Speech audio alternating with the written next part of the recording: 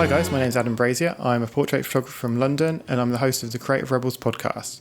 I get a lot of questions online about how I do my editing, so I thought I'd show you today my whole process from like start to finish. Cool, we're going to dive right into Photoshop now. I've opened my photo in Photoshop and the first thing I want to do is, because I'm going to make this image for Instagram, I'm just going to make sure my image mode is at 8-bit because that's what the color code that Instagram uses.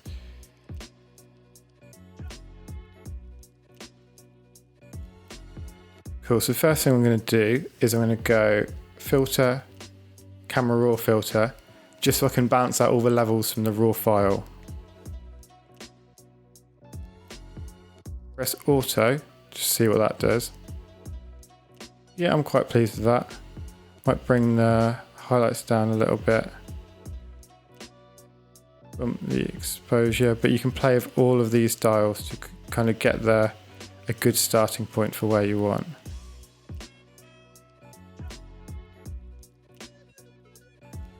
Yep, I'm happy with that. The technique I generally use for retouching is called frequency separation. I've kind of got my own take on how I do this, which is what I'm going to show you now. If you've not heard of frequency separation, it's basically separating the image into two layers. You've got a layer of all the details and like a layer with all of the kind of color detail, like the color data. So to do that, I've got actions for all of these, but I'm going to show you now how I do it from the start to finish. And I'll add a link below of the actions that you can download yourself, so it saves you having to go through this. Or it's always good to kind of go through and learn how to do it anyway. So I say go through, do it once, and then you can make your own action maybe. If you don't know how to make an action, there's lots of videos online telling you how to do that. Cool, so the first thing I'm going to do is I'm going to try and duplicate this background. I'm going to do that twice. I can hold Option and drag to do that again. I'm going to rename these backgrounds high frequency.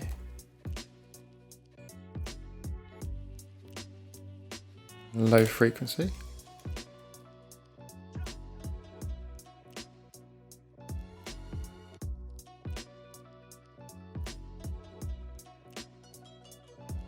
Cool, so the next step is to turn off the high frequency, and on the low frequency layer, you're going to blur that. So we're going to go filter, blur, Gaussian blur, or however you say that word. And the trick now is to move this radius up to a point where you lose all skin texture.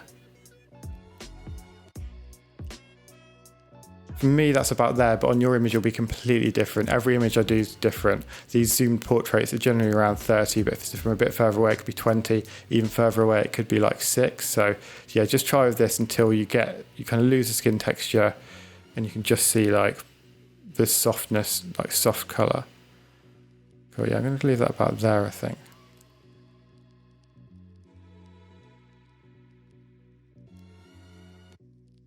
So we're going to turn back on the high frequency layer and go to Image, Apply Image. I'm going to set our blending mode to Subtract. I'm going to change the scale to 2 and the offset to 128. So this high frequency layer contains all of our details and our low frequency layer contains all of the data. If we change the high frequency layer to linear light, between the two images here, it creates the full image. So we've got just the details, just the depth, and when they're together, it creates the full image. My first step within this is to turn off the high frequency. And on this lower layer, I'm then going to select under the brush tool, there's a mixer brush tool down at the bottom.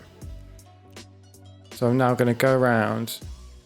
So these are my settings at the top because they're probably custom. So wet is 80, load is 75, mix is 90, and flow is 51. So flow I might change up and down every now and again depending on how much it's actually affecting it. Maybe I might put around 30. Now what I'm going to do is I'm basically going to paint on. So I'm using a tablet to do this, but I often do them with just my trackpad. So it's completely possible. I've probably done more with my trackpad than the tablet. So what I'm going to do is, instead of just blurring the whole thing, I'm going to try and keep everything kind of in the lines and in the shape of the face that it's going.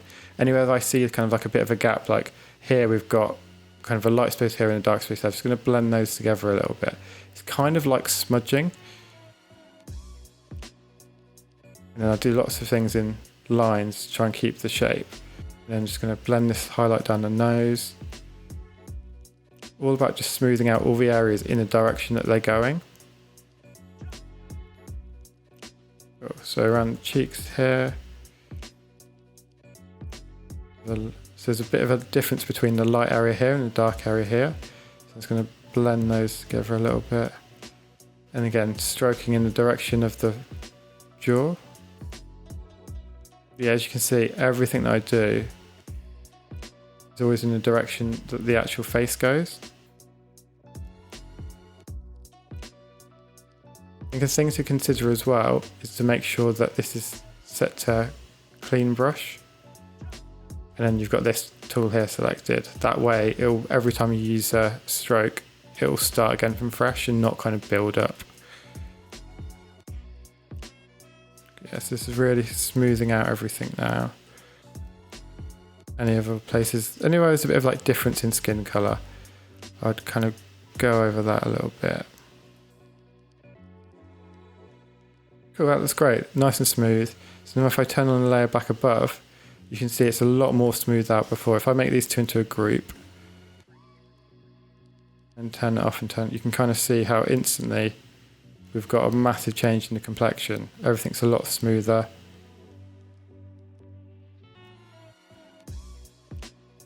So next thing I'm going to do is I'm going to come back to this high frequency layer, and now we're going to edit all the details here. So what I like to do here is turn off everything else, you're just left with this. Make a curves layer above it. And then I've got a preset here that I've got my high frequency edit. I'll have this in the description below that you can download and just import it. If not, I'll do a quick read about what. So what I'm doing is I'm creating a wavy graph here in the individual colors. So in red, we've got 0, 0, 41, 255, 92, 0, 143, 254, 1940, and then 255, 255. In the green, we have 52, 101, 153, 204. Blue, we've got 61, 122, 112, 163, 214. So what this basically does is makes the details really, really visible, makes it really easy to work on. And also any blemishes generally turn up a bit redder. So what I'm going to do, I'll zoom in now, and I'm going to press S to go to my clone stamp. And then I make sure that I'm on the high frequency layer to the right. And then I make sure that I'm working only on the current layer. By pressing Option, I'll select, and then I can paint over wherever there's any blemishes or any scars or anything that I just want to like touch up. So what I also do is set my flow to about kind of 19 to 20. This way when it samples, it doesn't do an exact replica of what the other side is. And so you can slowly build things up and it just gives you a much more natural look. So I'm just looking for anywhere that's got a bit, there's a blemish or just something that's a bit kind of like too bright or too dark, and then just blending it all in. This bit can take quite a while, but once you get good at it, you can do it really quickly. Use it to do any hairs. You can really choose on how much time you spend on this, but what I would say is don't spend too long. What's good about doing it at like 20% is if you want to kind of like reduce kind of wrinkles, you don't have to get rid of them completely, so it still makes it look quite natural. I'm going to speed through this now so you don't have to watch the whole thing.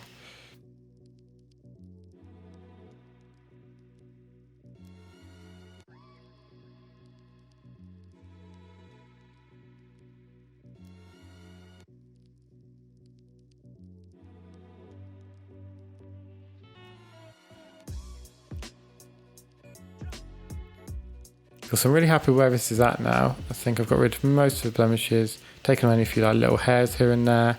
And yeah, it looks good. So now if I turn this back on and get rid of this curves layer, it now leaves me with a nicely retouched image with no blemishes. Because the next thing I do to make things extra sharp is I'll duplicate this layer.